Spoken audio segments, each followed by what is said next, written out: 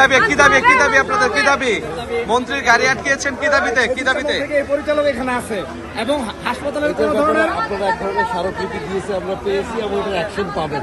যে এবং হসপিটালের কোনো রকম কোনো কাজকর্ম হচ্ছে না। এখানে রোগী আছে হাজার হাজার, ডাক্তার থাকে না, টাইম মতো ডাক্তার পায় না। তারপর হচ্ছে এখানে শিশুরা এসে ঠিক মতো ট্রিটমেন্ট পায় না। প্রতিটা সেক্টর দুর্নীতি। গাড়ি হচ্ছে আটকে বিক্ষোভ করছেন।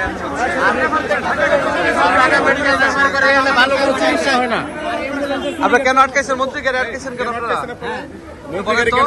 এখানে ফেসিস্টামল থেকে ডক্টর পরিচালক ডক্টর আমিনুল, তিনি ফেসিস্টামল থেকে এখানে আছেন এবং বিগত ফেসিস্টামল থেকে এখন পর্যন্ত হসপিটালের কোনো ধরনের কোনো অবকাঠামোগত উন্নয়ন হয় নাই।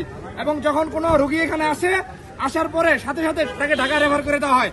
ছোট জমানোর জন্য যদি কেউ হসপিটালে ভর্তি হয় তাকে বলা হয় ঢাকা রেফার করে দেওয়া হয় এবং আমরা কোনো ধরনের ট্রিটমেন্ট পাই না। আমরা রোগীরা যখন হসপিটালে আসি তখন ডাক্তার থাকে না, ডাক্তার বেশিরভাগ সময় ছুটিতে থাকে, আমরা ঠিকমতো ডাক্তার পাই না। শিশুরা হসপিটালে আসে ট্রিটমেন্ট পায় না, রোগীদের বেড সংকট আছে, আমরা ঠিকমতো কোনো কিছু পাই না।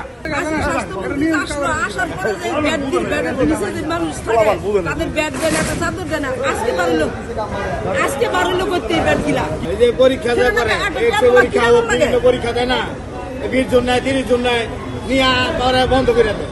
দেওয়ার পরে হয়রানি হই, আমরা হয়রানি হই। আমি পরীক্ষা লেখাইছিলাম 3 দিন 4 দিন ঘুরে পরীক্ষা করলাম।